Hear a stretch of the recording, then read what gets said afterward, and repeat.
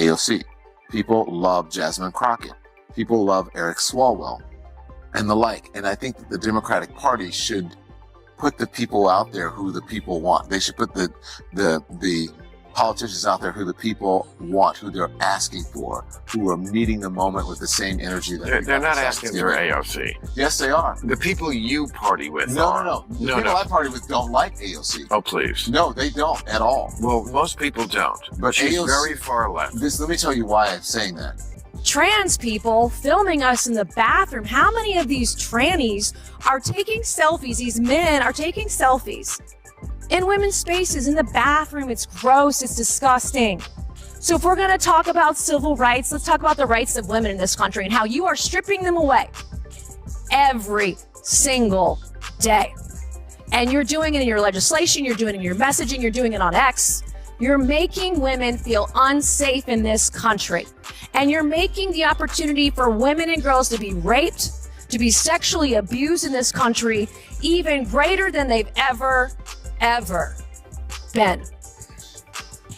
So don't come over here with your attitude and talk to me about rights when you're trying to take my rights as a woman, a rape survivor, away. Thank you, Mr. Chairman. I yield. How we got there, because I tried to make it clear how meaning civil rights, it doesn't just boil down to one conversation, but I can see that somebody's campaign coffers really are struggling right now. So she gonna keep saying trans so that people will feel threatened. And child, listen, I want y'all to tell me whether or Do not call me a child. I am no child. I want to find out which of those emails actually have Chairman. I'm reclaiming my time. You will not do. Order. Chairman, I am reclaiming my time. If you want to take it outside, Mr. Chairman, the committee is not in order. Order. Point of order. Order. Chair recognizes Ms. Crockett. No, point of order, Mr. Chairman. State your point. Is it allowed in the rules for a member to incite violence against another member? I mean, she wants to take it outside with. Hey, I have the First Amendment right too. And so I'd like those words to be taken down. I am moving to have those words taken down. I believe it's against the rules. Going outside doesn't incite violence. You have a conversation that isn't. The committee will suspend. The member will state the words he wishes taken down. Is this: when I first became a public defender, I had no criminal defense experience. And I walked in and I told my boss, Charlie, I said, listen, you should hire me. He said, why? I said, because I'm black. Charlie looked at me like I was crazy. Person Crockett is part of the new trend where informality is okay, where formality used to reign. Okay, fine. That's been going. A podcaster talks or some shit. Fuck it, man. Can you imagine, I don't know, Obama saying, oh, man, dude, this shit is whack and fuck it. Just slap me. I'm fucking over it. I mean, come on. Bill Maher just took aim at two of the most outspoken progressives in Congress, and he's not holding back. Is he exposing real bias or just fueling the fire? Bill Maher publicly calling out Representatives Jasmine Crockett and Alexandria Ocasio-Cortez over what he describes as blatant bias. From heated debates on his show to viral social media reactions, this moment has sparked a major conversation across the political spectrum. So what exactly did Maher say, and do his claims hold any weight? Let's break it all down. AOC. People love Jasmine Crockett. People love Eric Swalwell and the like. And I think that the Democratic Party should put the people out there who the people want. They should put the politicians out there who the people want, who they're asking for, who are meeting the moment with the same energy that they're not asking for AOC. Yes, they are. The people you party with No. The people I party with don't like AOC. Oh, please. No, they don't at all. Well, most people don't. But she's very far left. Let me tell you why I'm saying that. Because because people will vote for AOC and Donald Trump on the same ticket. Because they're authentic. No, because they're authentic. That Don. I think you're wrong about that. What people like about people like Trump and Fetterman is because it's irrelevant to her life. But you don't know her life.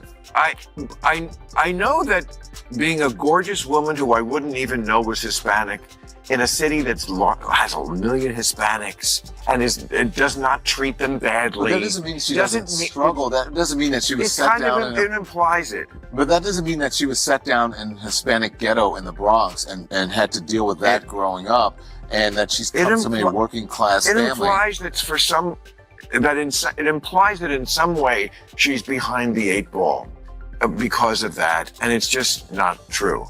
And so I don't know if she's behind the 8 ball, but I don't think she's as privileged as many people who are in Congress right now. She's not privileged or not. She was a bartender. Yeah. So I was a delivery boy. But I'm saying sometimes, Bill, you don't agree with Donald Trump's policies. No. But that's what the people want. Some of them. Whether you like her or not, I don't like what she did with Amazon in New York. But I think AOC she's a Democratic icon. Well, she's the wrong. If you think that's the direction the country, the Democratic. I'm not saying the policies that she espouses that's the direction, but I'm saying that you have to give the people who are out front speaking for the party, not the people who are. If you think she's evolving, yeah, she's evolving, and as we all are, and she is moving into right. She understands the game a little bit more, and if you notice, she is sort of becoming a sort of normal kind of Democrat in many ways. Yes. I think she's evolving. Okay, great. It's a very smart tactic. She's very smart. Let's get behind that. Bill Maher didn't hold back when he criticized Jasmine Crockett on national TV, mocking her as if she were a TikTok influencer play-acting her way through Congress. He took aim at what he sees as a troubling trend within the Democratic Party, prioritizing flashy, attention-grabbing personalities over serious, solutions-driven leaders. But listen to this, Maher came armed with receipts, pointing out how both Crockett and AOC seem more focused on creating viral moments than advancing meaningful policy. He slammed their style as performance over policy, making it crystal clear that in his view, this isn't just bad optics, it's bad strategy. What we have right now is that if we continue down this road, then we will not have a rule of law, because we have people that are currently serving and they're saying things like, ignore the judge's order. What it means to have law and order in this country is that you follow the order and you go through the appeals process, even if you dislike what the judge did. Thank you. And I'm going to note that when Miss Ocasio-Cortez, or AOC as we know her, filed articles of impeachment on Justice Thomas and Alito, Ms. Crockett was one of the co-sponsors along with Mr. Cohen, both members of this committee. It does seem interesting that when the shoe is on the other foot, everyone is self-righteous. Wow. And I think this is a good example. For the last 3 hours, I have had to listen to one side talking about impeachment as though it was the nature of this hearing. Another guest jumped into the conversation and didn't pull any punches. She delivered unfiltered criticism of Jasmine Crockett, ditching political correctness entirely. But it gets crazier. Every line hit with precision as she called out Crockett's entire approach. No sugarcoating, no hesitation. Her message was loud and clear. This isn't about personality or style. It's about substance, and Crockett just isn't measuring up. Is part of the new trend where informality is okay, where formality used to reign. Okay, fine. That's been going on since the 60s. So her routine is that she wants to bring a little bit of what I might quaintly call the ghetto catfight into these spaces. I get it, bring a blaxploitation movie or something into Congress. Great, work it. But you do not make fun of the fact that somebody lives their life in a wheelchair. That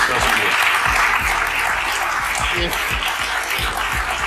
If she thinks that being black and fabulous gives her a pass on that, then she's got a really unfortunate sense of what black is.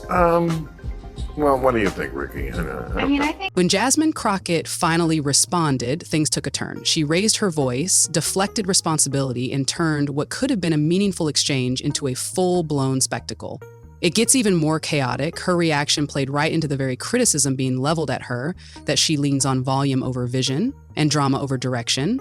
Commentators didn't hold back, calling the performance cringeworthy rather than empowering. The message was clear. If this influencer-style politics continues, it could do real damage to the Democratic Party's credibility. This is just an example of when they go low, we go lower. And the Democratic Party is going to lose if they try to use kind of MAGA world tactics back at them. I think that if the Democrats want to succeed in the future, they need to be the party that is normal, that are stand-up people, that do not take the cheap shots back.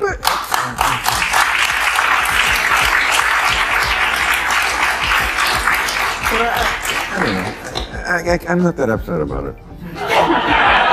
I'm really not. You know why? Because I'm a big fan of Family Guy. And they have... Am I wrong? Every week. I mean, one of the characters, Joe the cop, is in a wheelchair, and every week there's 20 jokes about him being in a wheelchair, and nobody died. And like, I just think everybody has to, like, lighten up a little. Yeah, it's terrible to be in a wheelchair, but, you know, it's not like it's news to him.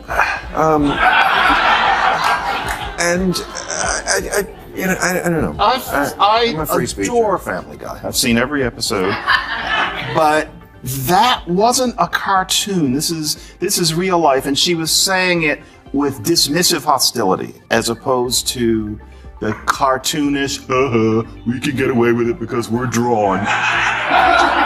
Jasmine Crockett is not drawn, and neither is Abbott. I see a distinction, although I see the Don Lemon stepped in with his take, but it didn't go as planned. He was met with a sharp rebuttal from Bill Maher, who delivered a verbal knockout packed with a brutal truth bomb. But that's not all. Maher painted Lemon as completely out of touch, accusing him of doubling down on flimsy arguments and defending figures who, in Maher's view, have no business in positions of leadership. Lemon's refusal to confront the obvious cracks in the party's foundation only reinforced the larger issue. The Democratic Party's grip on reality is slipping, and its continued embrace of performative politics may be speeding up the fall. Quote I thought was apropos of what's going on the left. And by the way, if you watch the speech, I saw mostly the clips of it, and mostly it was people in the audience, the guy with the cane, people with, like, paddles. Oh, there's the cane dude. And then there's, okay, we're you know, here's our pussy hat uniform. And these, you know, looks like you're at a auction signs. I mean, it was, John Fetterman called it a sad cavalcade of self-owns and unhinged petulance. I love him. I thought we should have won last week. The Democrats seem so lost. And here's Jasmine Crockett, who is, I thought, a big leader in the Democratic Party. Her quote is, "This is a terrible nightmare. Somebody slap me and wake me the fuck up because I'm ready to get on with it." On with what would be my first question. And also, this is the way this is like how a podcaster talks or some shit. Fuck it, man. Can you imagine, I don't know, Obama saying, man, dude, this shit is whack and fuck it. They just slap me. I'm fucking over it. I mean, not everyone in Jasmine Crockett's circle is on board with her approach, but fear keeps many from speaking out. The reason this is happening? Behind the scenes, there's a growing fatigue among party insiders who are tired of the constant theatrics and drama disguised as bold leadership. Their silence speaks volumes, revealing a quiet frustration with policies that prioritize viral moments over real solutions. This isn't new. It's a pattern the left has leaned on for decades, and it's starting to wear thin. As flashy slogans take center stage, those genuinely fighting for progress are being pushed to the sidelines. Crockett didn't back down. Instead, she doubled down. Her response was packed with deflection, shade, and high drama, but noticeably light on facts. But it gets even more theatrical. Rather than addressing the criticism head-on, she leaned into buzzwords, played the victim card, and delivered what felt more like an emotional performance than a serious political rebuttal. At times, it resembled a reality show audition more than congressional representation. To escalate things further, she dragged AOC into the fight, presenting themselves as a kind of political tag team, less focused on serving the public, more on chasing clout. Together, they've become symbols of a new style of politics. Speeches filled with attitude but empty of answers, all rage and rhetoric with no real results.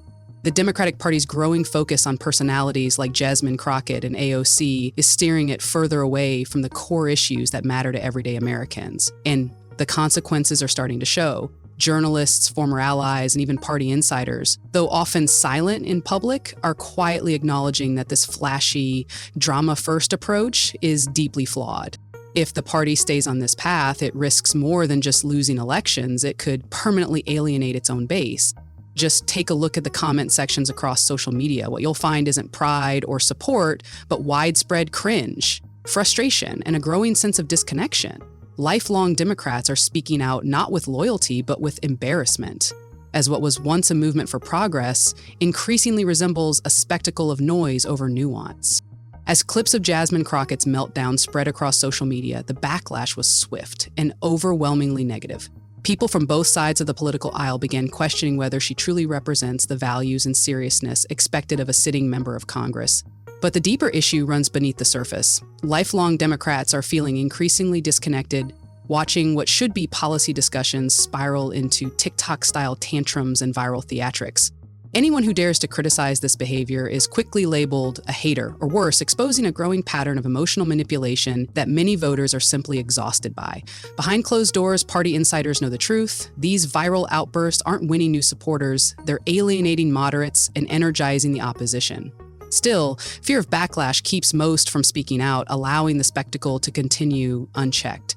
While the loudest voices in the room chase clout and camera time, critical issues like the economy, crime, and education are being pushed to the sidelines. And here's the irony: the strategy to win over Gen Z by mimicking internet culture is backfiring badly. This generation, more media savvy than any before it, is quick to spot inauthenticity, and they're rejecting politicians who treat serious national concerns like viral trends. As common sense takes a backseat to sound bites, the consequences are becoming clear. Votes are slipping away, not just from swing voters, but from frustrated young people and disillusioned lifelong Democrats alike. The message is simple: people want real solutions, not political performances. Bill Maher walks a careful line, delivering hard truths while skillfully softening the blows to avoid completely alienating the Democratic base. He presents two sides of himself, one that's unafraid to speak unfiltered truth, and another that knows how to appease the crowd just enough to keep them listening. But here's what stood out. When guests echoed his criticism of figures like Crockett and AOC, Maher didn't push back. He let their words stand, signaling a silent but clear agreement. The current direction isn't just flawed, it's becoming indefensible. The ongoing obsession with viral personalities may very well mark the beginning of the end for the Democratic Party as we know it. And while many within the party see the warning signs, most stay silent, perhaps out of fear, perhaps out of loyalty. But in this case, silence speaks louder than any speech. It's a quiet acknowledgement that something is deeply broken.